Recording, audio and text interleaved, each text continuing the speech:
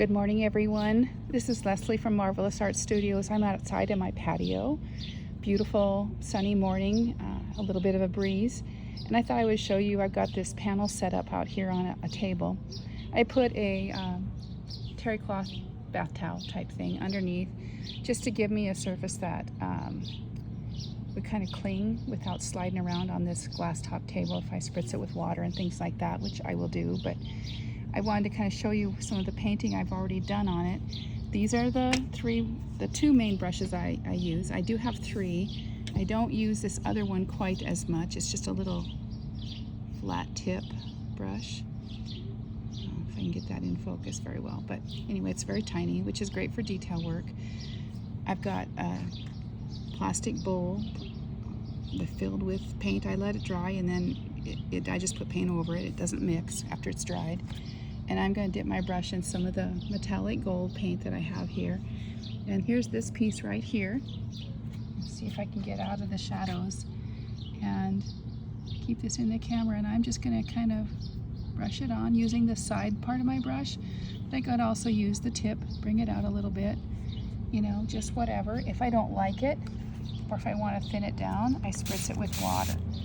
So then I can move that paint really pretty easy and get some great coverage as well. And I could also come back, and I have Dynaflow paints too, which are these little tubes, and they're a mixture of half dye, half paint. This is Scarlet, which I used on this rose along with the big brush and metallic gold. And I can go back and I can add some of this pink.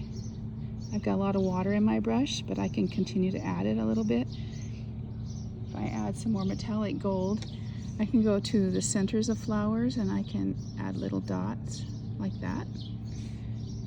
I can also splash them on there, mix them up, whatever. I've done it on this one.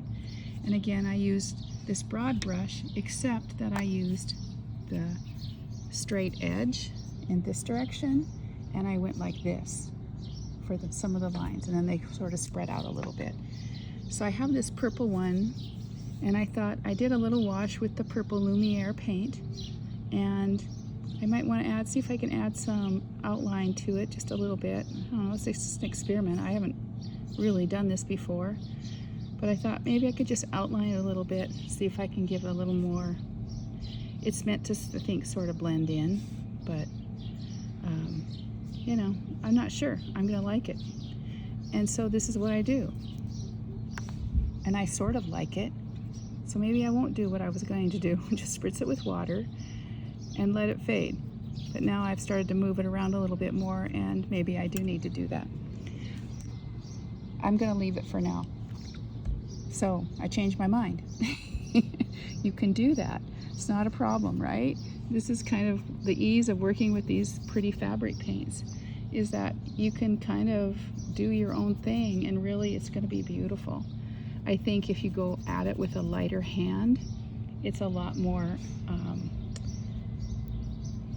versatile, because you can keep adding, and that's always kind of the main issue for me, is when to stop. So I like adding, I like the light part of this little flower here that I'm working on, playing on, I should say. And again, the shadows aren't cooperating with the way I've got this table set up, but anyway, I like it. I think I'm going to add something that's a little lighter to it. So I've got this jar of the pearl white, and maybe I want to kind of bring back some of that white around the center. And it's kind of that simple. It's not really rocket science, I guess I would say, which I don't really like that term, but yeah, what can I say? Things come out in your head. And so I'm going to take my spray bottle on this, just for sake of example, and I spray it on there. Oops, tipped over on me. And now I can kind of soften that white that I added to the center. I can still go back and add a stronger streak of the silvery pearlescent. And by streaks, I kind of mean these kind of heavier edges in the center, and then fanning it out. And I think that's as much as I want to do. I'm gonna take it easy on that. So this is the nice thing about these paints, is that they are water soluble and you can clean them very easily. You can also buy them pretty inexpensively. And this is the Lumiere pack. I think there's 9 colors, and I have them for sale on my website, marvelousartstudios.com. And this is the Dynaflow Exciter pack, also 9 beautiful colors. Really, really pretty, so functional. You can also work with them on a prepared for dye white cotton fabric, and I've done that a lot over the years. And I'm going to show you a little bit of a close-up here of this flower, which I really like how it's turning out. This is one up here that I'm going to work on a little more purple or gold, red, I'm not sure.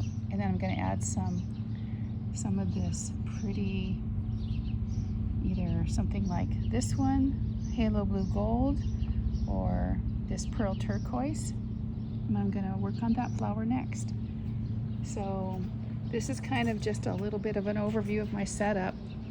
You can see the colors better once I'm in the shadows. So anyway, thanks for hanging out with me. Hope it inspires you. Shoot me any questions. Bye now.